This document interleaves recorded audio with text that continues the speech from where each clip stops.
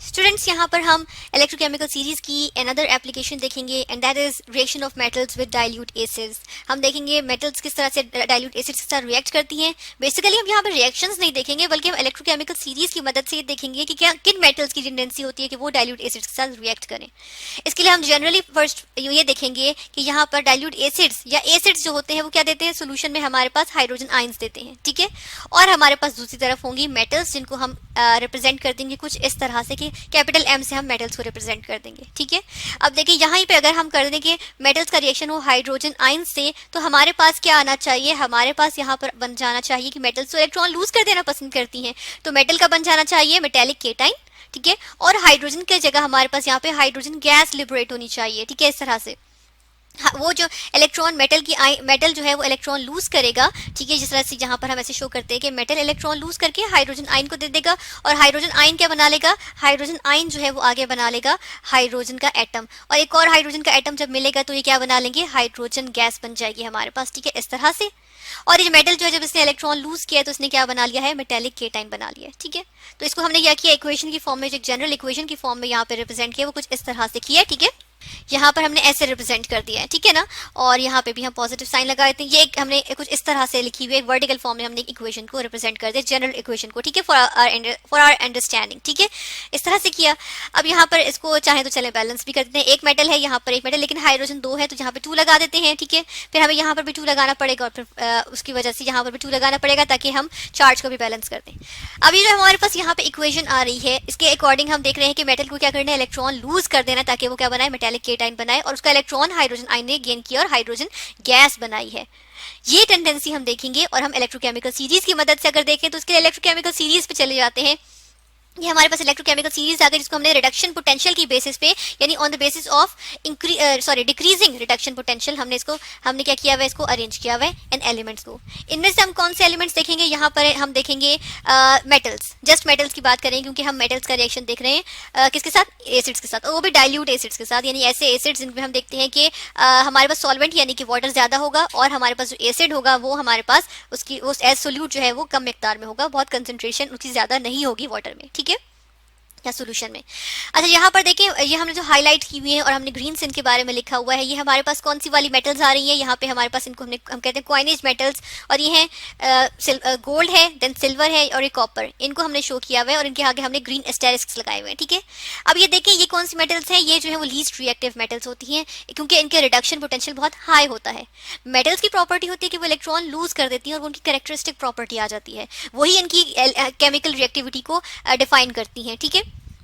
जब वो electron lose कर देना ही पसंद नहीं कर रही क्योंकि रिडक्शन पोटेंशियल पॉजिटिव में है, ज्यादा है, यानी कि ये इलेक्ट्रॉन लूज करने के बजाय रिड्यूस होना ज्यादा पसंद कर रही है, रिडक्शन शो करना ज्यादा पसंद कर रही है, तो ये तो लीस्ट रिएक्टिव हुई ना, तो इसलिए हमारे पास इनर्ट होती हैं और लीस्ट रिएक्टिव होती हैं। और इसीलिए हम देखते हैं कि जब हम अगर हम देखें नीचे आ जाए और हम यहाँ पर देखें कि अगर हम इनमें से किसी का भी रिएक्शन करवाएं, यहाँ पर हम जिस तरह मेंशन भी करते हैं कि इनमें से कोई सा भी हो, जैसे गोल्ड हो या हमारे पास सिल्वर हो या हमारे पास क्या आ जाए कॉपर हो, अगर इनमें से किसी का हम किससे करें, डाइल्यूट एसिड से रिएक्शन करवाएं तो हमारे पास जो है वो कोई रिएक्शन नहीं होता क्योंकि ये इलेक्ट्रॉन लूज ही नहीं करते, ठीक है, कि वो हाइड्रोजन गैस हमारे पास लिबरेट हो,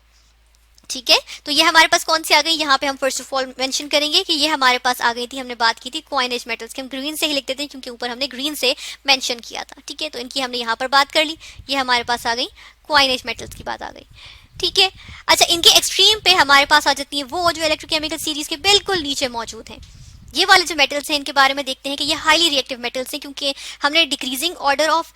हम कहते हैं रिडक्शन पोटेंशियल पे हमने इसको अरेंज किया हुआ ना सीरीज को, तो जो सबसे नीचे आएंगी वो क्या होंगी, वो लीस्ट रिडक्शन पोटेंशियल होगा उनका, और हम देखते हैं कि वो हाईली रिएक्टिव मेटल्स होंगी। जिस तरह से यहाँ पे हम देखा एल्यूमिनियम से लिथियम तक जो मेटल्स आ रही है वो हाईली रिएक्टिव मेटल्स हैं।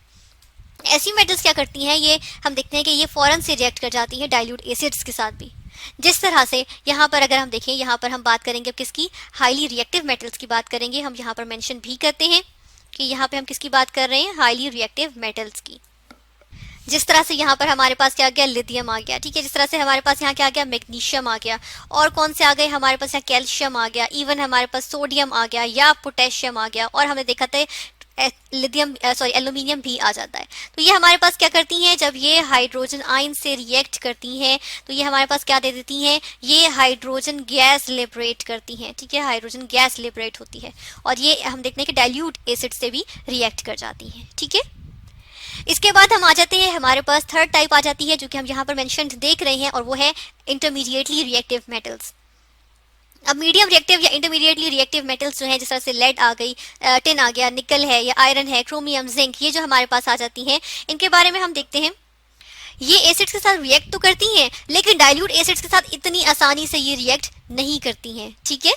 बल्कि ये जो इजीली रिएक्ट करती हैं वो किससे करती हैं, कंसंट्रेटेड एसिड्स के साथ ज़्यादा इजीली रिएक्ट करना पसंद करती हैं, उनके साथ ज़्यादा कंफर्टेबल फील करती हैं। ठीक है, तो ये हमारे पास ऐसी आ जाती है, जिस तरह से अगर हम लेड की बात करें, टिन की बात करें, इवन आयरन की बात करें या जिंक की बात करें, तो ये हमारे पास क्या होती है, कंफर्टेबली किसके साथ, तरह जो हमारे पास कंसंट्रेटेड नाइट्रिक एसिड होता है उसके साथ ये फौरन से रिएक्ट करना ज़्यादा पसंद करती हैं। ठीक है, डाइल्यूट के साथ ये प्रोडक्ट्स देती हैं, लेकिन इतनी अच्छी प्रोडक्ट्स नहीं बनाती हैं। तो ये टू सम एक्सटेंड या हीटिंग करके हम जो है देखते हैं कि हम क्या करते हैं, इंटरमीडिएटली या मीडियम रिएक्टिव जो हमारे पास मेटल्स आ जाती हैं उनके साथ ये रिएक्ट कर जाते हैं, उनके वो जो है वो डाइल्यूट एसिड्स के साथ